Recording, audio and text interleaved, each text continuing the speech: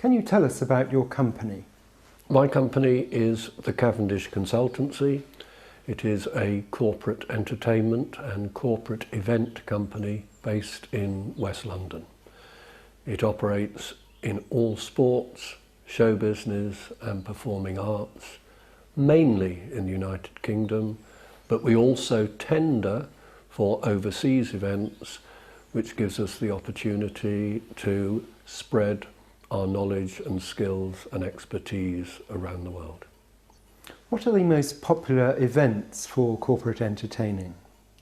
The most popular events remain the major sports and the major events in those sports. Within sports it does vary. For example, those sports where the rules are fairly simple and straightforward are more popular. Thus, cricket, which is a personal like of mine, is not actually one of the most popular because the rules are fairly complicated. Horse racing is very successful. Football, soccer, as it's called in many countries around the world, but football in England is very popular. Motor racing works well. And then moving on to the entertainment side, the theatre, pop concerts, musicals particularly, for a number of years. Phantom of the Opera has been very popular in New York and in London and in many other cities around the world where it has showed.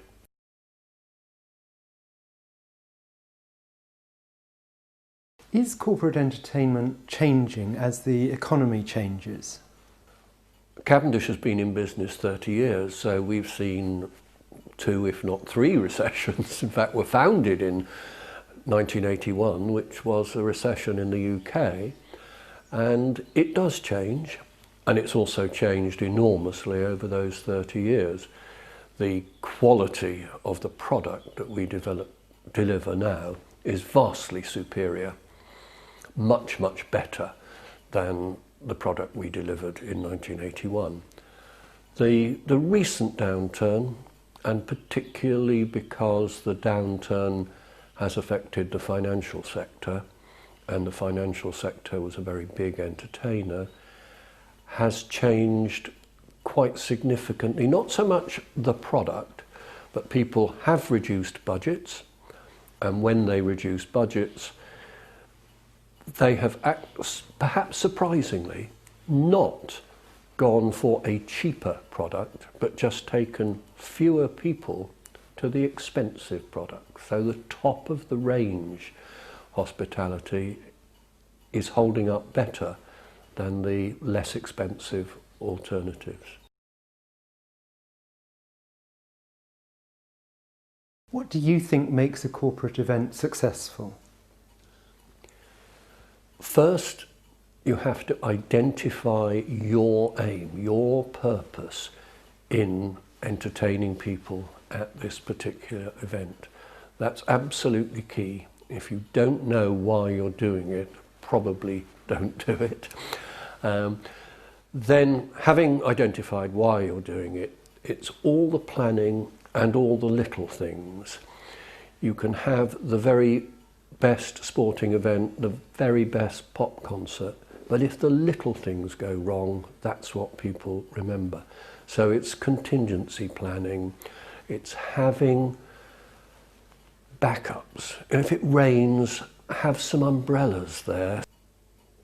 The catering is absolutely vital.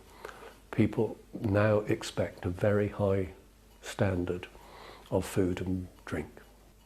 And then bear in mind that it is the staff on the day who will meet all the guests. It's not the overall event organiser. I can't meet every guest at every Cavendish event. It's the quality and the training and the briefing of the staff that you employ on the day is absolutely key. And the last thing I would say is always follow up afterwards. And I think that gives the opportunity to cement the relationship. Did you enjoy the day? And what else would you like to go to? And those sorts of things. The most extravagant event I ever heard of was in July 1998, when the British Grand Prix, the motor race at Silverstone, was on the same day as the FIFA Soccer World Cup final in Paris. And it was then possible to get a helicopter from central London to Silverstone. Now Silverstone is about 60 miles, 100 kilometres northwest of London. So you helicoptered to the ground, you watched Michael Schumacher win the race, you helicoptered back to London Heathrow, the big airport just to the west of London, and then you flew in an aeroplane that was then the best aeroplane in the world, Concorde, to Paris. It didn't go supersonic, that is above the speed of sound, but you did go to Paris in Concorde and flew back that night. So in less than 24 hours, you had seen a Formula One motor race and the World Cup